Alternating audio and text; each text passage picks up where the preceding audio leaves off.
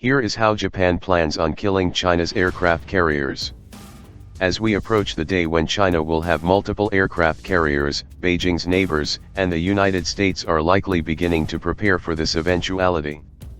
This is especially true of Japan, China's traditional rival in the region.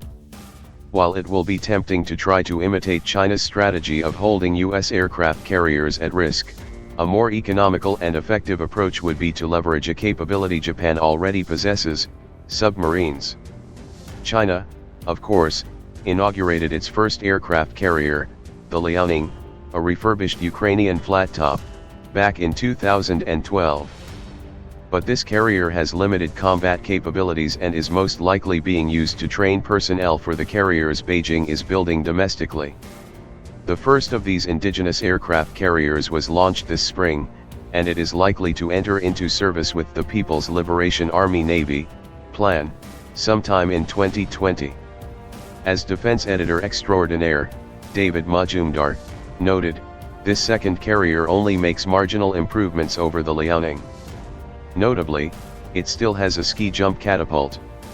Starting with its second domestically built carrier, China's flattops are expected to be more technologically advanced, including using steam catapults and eventually possibly electromagnetic ones. Majumdar quoted a Chinese military analyst as saying, 002 is entirely different from the Liaoning, 001, and 001A, and it will look like a US aircraft carrier rather than a Russian one. Ultimately, China is expected to field at least 6 aircraft carriers, significantly enhancing its power projection capabilities. This is a factor that Japan and the rest of Asia will have to contend with. Beijing has laid out one blueprint for dealing with enemy carrier groups: anti-ship ballistic missiles. China's DF-21D carrier killer missile features a maneuverable re-entry vehicle, MARV, that allows China to reroute the warhead after being fired in order to account for the movement of the carrier during flight. In theory, Japan could build a similar anti-ship ballistic missile, ASBM, to deal with China's aircraft carriers. America, though, would be prevented from building ground-based versions because of the INF Treaty. But this would be a wrong-headed approach. China's decision to build an ASBM is understandable because its defense industry had extensive experience in missiles, including ballistic missiles for nuclear weapons. By contrast, Japan has thus far eschewed offensive strike capabilities under the terms of its pacifist constitution. Of course, Japan is a technologically advanced country and its scientists could produce missiles with relative ease. Indeed, Tokyo already has experience with space launch technology and missile defense systems. Still, developing a capable ASBM would take some time and be enormously expensive. How much exactly? Since we don't know how much China spent building its DF-21DS, the best cost comparison is perhaps America's Pershing-II missiles. The Pershing-II was a MARV ballistic missile America built late in the Cold War that actually inspired China to build the DF-21D. When the Pershing-IIs were destroyed under the INF Treaty, the Government Accountability Office, GAO, examined the cost of the program. It determined that America had spent some $2.6 billion to produce 247 Pershing-IIs, which is roughly $5.8 billion in 2017 dollars. That is just the costs of the missiles themselves. To be effective against a moving target like an aircraft carrier, an ASBM needs to be supported by what is often called a system of systems or kill chain.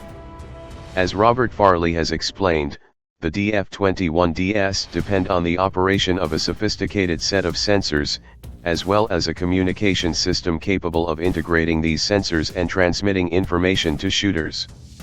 In other words, ASBMs need real-time information that can be communicated to the missile in flight to guide it to the moving target. Harry Kazianis has pointed out, for China these surveillance systems likely include over-the-horizon radar, satellite tracking and possibly unmanned aerial vehicles, each providing guidance to a target in the open oceans. All of this would add to the expense Japan would incur were it to imitate China's approach. Moreover, despite all the hype, we are not even sure how capable China's carrier killer really is. As far as we know, Beijing has never tested the missile against moving targets. Moreover, every step of the system of systems that supports the DF-21D is potentially vulnerable to adversarial countermoves, which America has already telegraphed it plans to target relentlessly. If all else fails, a carrier strike group contains a lot of missile defense systems that might prove effective as a last resort.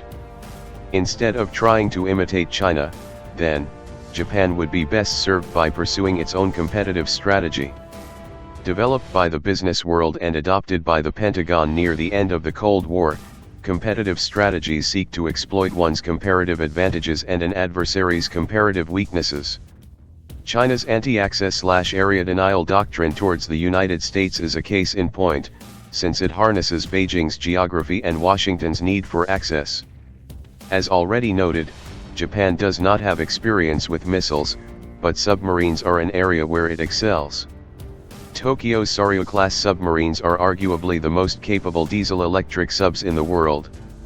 And, as I noted in an article last week, even far less capable submarines pose an enormous threat to aircraft carriers. As one US official was recently quoted as saying in regards to Russia's lesser subs, one small submarine has the ability to threaten a large capital asset like an aircraft carrier. This is not a projection like the DF-21DS, submarines sank 8 carriers during World War II. Submarines are also cost-effective. Even the relatively expensive Soryu submarines are roughly $500 million per unit, meaning Japan could build 11 of them for the amount of money America spent building the Pershing-II missiles.